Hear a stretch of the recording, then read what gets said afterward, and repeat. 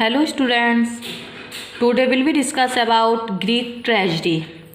देखिए हमने पिछले चैप्टर में ट्रेजेडी के प्रकार के बारे में बताया था। ओके कि कौन कौन से प्रकार थे ट्रेजेडी के। आज हम ग्रीक ट्रेजेडी के बारे में बात करेंगे। Tragedy was first written in Athens. Okay, it meant a god song. How did tragedy came into existence? According to R.G. Moulton, ये R.G. Moulton जो हैं ये एक राइटर हैं। Communal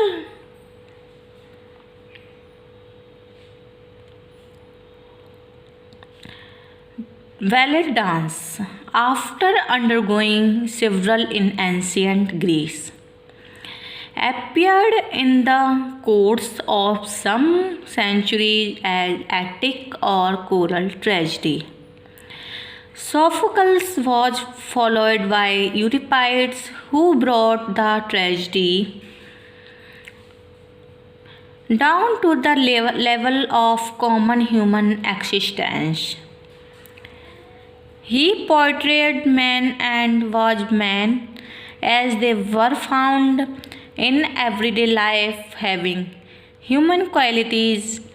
The essential features of the Greek tragedy was religious element in it.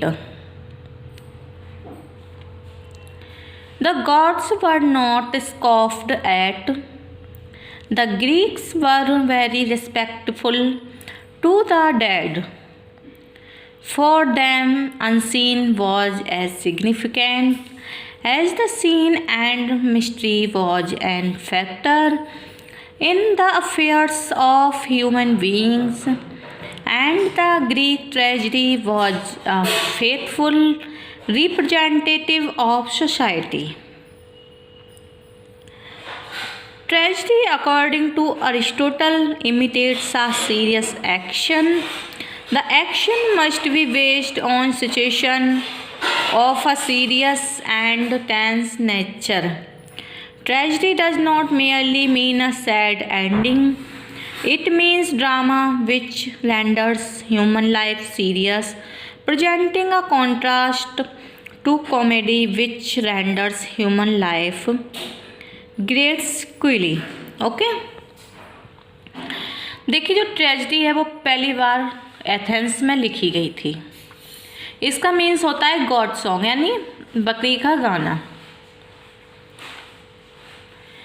जो Sophocles के पश्चात यूरिपाइड यानी का उदय हुआ, जो ट्रेजेडी का साधारण मानव के अस्तित्व के स्तर तक उसको नीचे ले आया।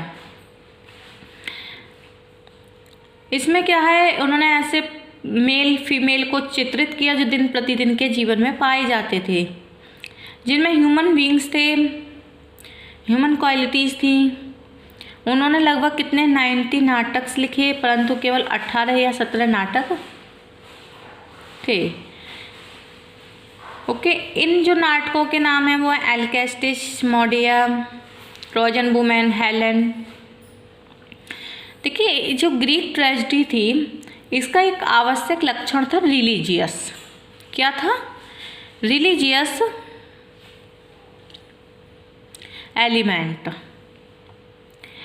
इसमें क्या है, जो देवता थे, ग्रीक देवता, ग्रीक जो गॉड थे, उन पर कोई भी कमेंट नहीं कर सकता था या कोई उन पर हंस नहीं सकता था। ग्रीक वासी जो थे वो मृत लोगों के प्रति सम्मानजनक थे, यानी वो उन लोगों का सम्मान करते थे जिनकी डेथ हो जाती थी। उनके लिए दृश्य ऐसा ही महत्वपूर्ण था जितना दृश्य मानवीय मामलों में रहस्य एक ऐसा पक्ष है जिसको मिटाया नहीं जा सकता था। ग्रीक ट्रेजेडी समाज का यथार्थ चित्र प्रस्तुत करती थी। मीन्स जैसा था वैसा ही वो ग्रीक ट्रेजेडी ने दिखाया है। इसमें क्या है, व्यवहारिक रूप मंच में गॉड की बलिवेदी था। इसलिए संजीदगी में नियम का पालन किया जाता था। देखिए, हम नाटकों में क्या होता है, उसमें भय दिखाया जाता है, हिंसा दिखाई जाती है, करुणा दिखाई जाती है, मूर्खता आदि दिखाई जाती है। जो रिलीजियस एम था, ओके, इसमें जो व्यवहारिक रूप मंच देवताओं को बलिवेदी दिखाया जाता था।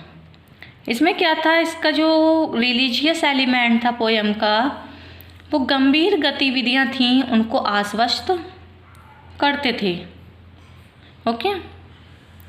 ग्रीक ट्रेजेडी अपने रूप या प्रभाव में विचित्र रूप से व्यंग्यात्मक होती थी। ग्रीक ट्रेजेडी के लेखक सदैव अपने नाटकों के लिए लोक कथाओं की ओर जाते थे। वे इतिहास से कुछ टॉपिक लेते थे ताकि जिससे देखने वाला या पढ़ने वाला उससे परिचित पहले से ही हो। ट्रेजेडी के लेखक में मतलब कहानियाँ अपनी ट्रेजेडी की बुनियाद पर रखते थे। उसमें क्या था, वे नाटकीय व्यंग्य के माध्यम से स्वाभाविकता, तनावग्रस्त विविधता, वास्तविकता को प्रकट कर प्राप्त करना चाहते थे। जिस समय अरिस्टोटल ने अपना महान साहित्यिक कार्य पोएटिक्स लिखना आरंभ किया। देखिए, अरिस्टोटल का एक ग्रंथ था पोएटिक्स।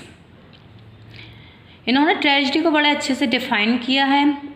उसमें इन्होंने ग्रीक वासियों के महाकाव्य दुखान और ट्रेजेडी पर विचार प्रकट किए हैं। इन्होंने ग्रीक ट्रेजेडी अपने चरम उत्कर्ष पर पहुंच गई थी इनके टाइम पर, और अपनी पुस्तक में अरिस्टोटल ने जो कुछ भी प्रस्तुत किया वे सब होमर के महाकाव्य तथा एकिलीज, सोफोकल्स, यूरिपाइड्स, अरिस्टोफेरस के सुखांत नाटकों पर आधारित है। यानी कि देखिए, जो होमर थे उनका भी एक महाकाव्य था, एपिक था उनका। एकिलीज, सोफोकल्स और यूरिपाइड्स, ये सारे के सारे राइटर्स हैं। इन्होंने क्या लिखे हैं, ट्रेजेडी लिखी हैं। लेकिन जो अरिस्टोफेरस थे उन्होंने कॉमेडी लिखी हैं। तो जो अरिस्टोटल ने जितनी भी ट्रेजेडी में जो बात कही है वो सारी की सारी इन्होंने इन राइटर्स की ट्रेजेडी और कॉमेडी से ली गई है। अरिस्टोटल द्वारा लिखित पोएटिक्स दो प्रसिद्ध हेलेनिक आविष्कार महाकाव्य और ट्रेजेडी ग्रीक वासियों के अंतिम निर्णय का प्रतिनिधित्व करते हैं। अरिस्टोटल ने निर्णय की महान स्वतंत्रता के साथ अपने पूर्ववर्ती लेखकों के कार्य को पूर्ण किया और व्यवस्थित ढंग से प्रस्तुत किया।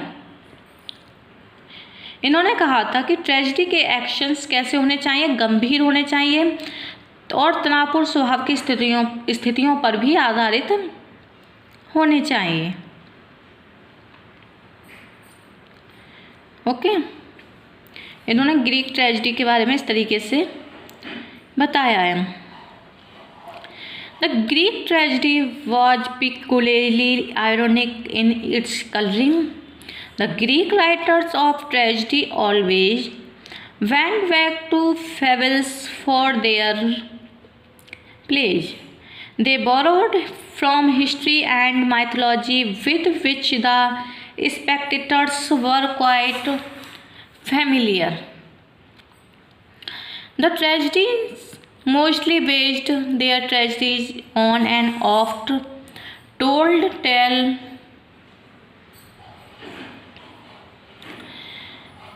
and were quite familiar. They showed naturalness and tense vividness of unfolding actuality through the dramatic irony. By the time Aristotle started writing his great literary work,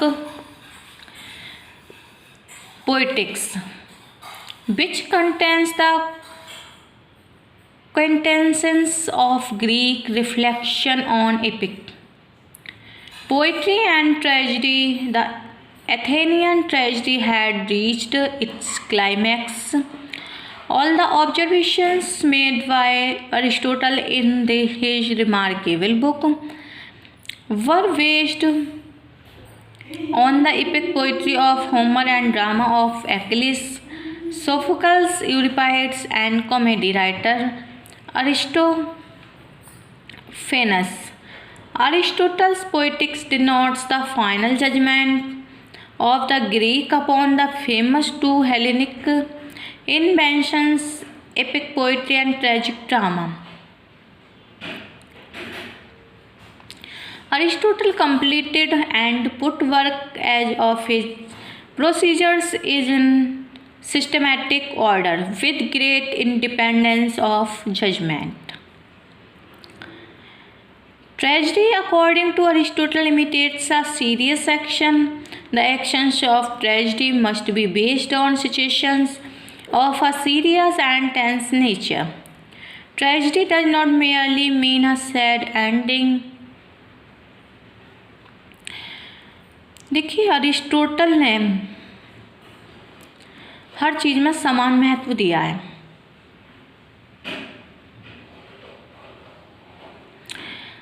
जो इनकी अरिस्टोटल ने कहा है कि प्लॉट में एक्शन की एकाग्रता होनी चाहिए, यूनिटी ऑफ एक्शन पर इन्होंने बल दिया है।